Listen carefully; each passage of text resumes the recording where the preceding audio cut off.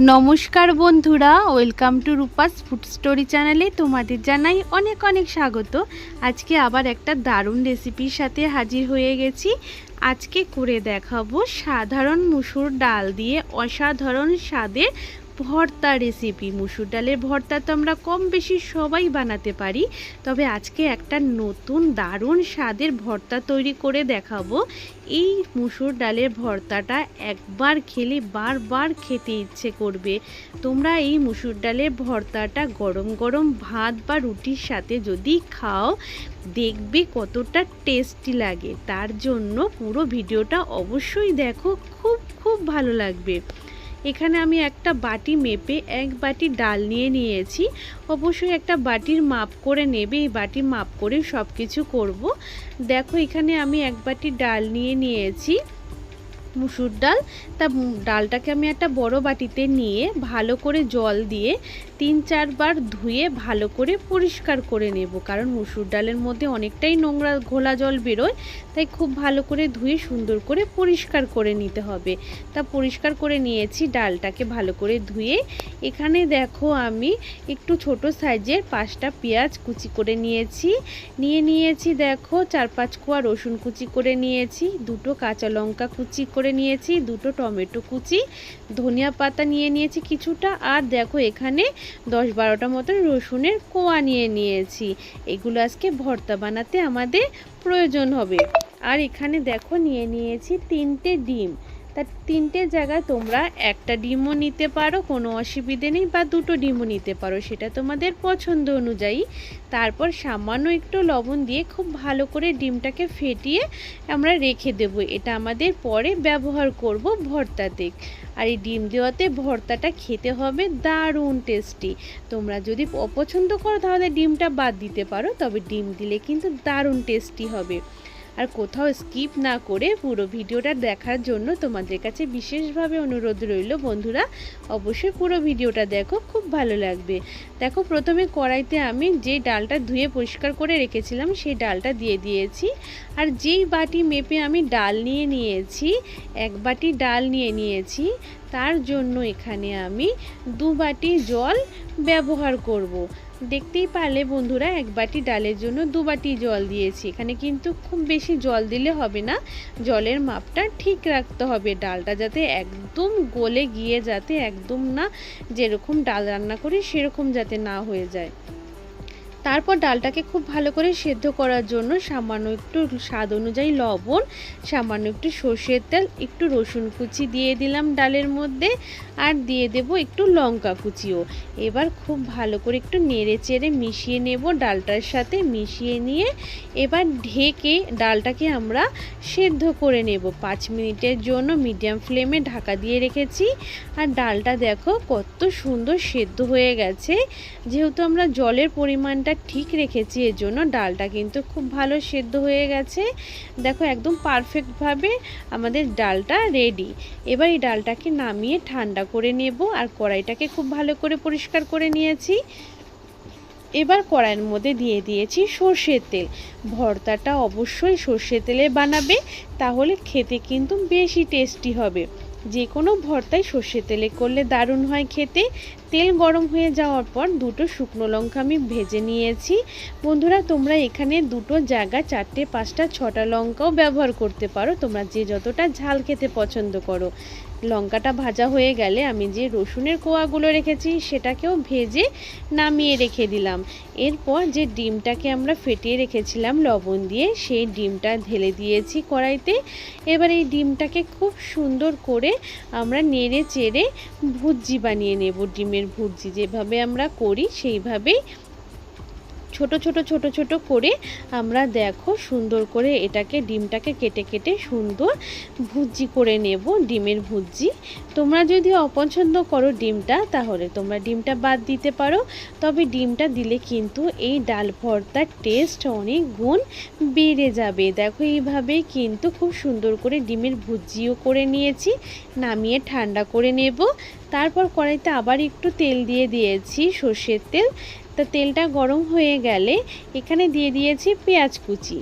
পেঁয়াজটা আমরা এখানে পুরোটা দেব না, অর্ধেকের থেকে একটু বেশি, মানে অর্ধেকের থেকে একটু বেশি পেঁয়াজ এখানে দিয়েছি, আর বাকি কাঁচা পেঁয়াজ আমাদের পরে লাগবে সেটা রেখে দিয়েছি। তা দেখো পেঁয়াজটাকে সুন্দর করে নেড়ে চেড়ে একটু লাল করে ভেজে নিয়েছি।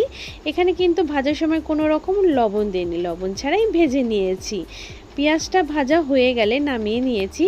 কড়াইতে আবারও সামান্য একটু তেল দিয়ে দিয়েছি। তারপর এখানে যে আমাদের টমেটোটা আছে সেটাকেও ভেজে নেব।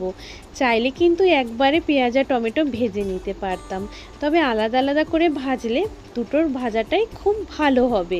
এর জন্য আমি আলাদা করে ভেজে নিয়েছি। আর টমেটো ভাজতে কিন্তু বেশি তেল প্রয়োজন হয় না, তাই সামান্য একটু তেলেই কিন্তু আমি টমেটোটা ভেজে নিয়েছি।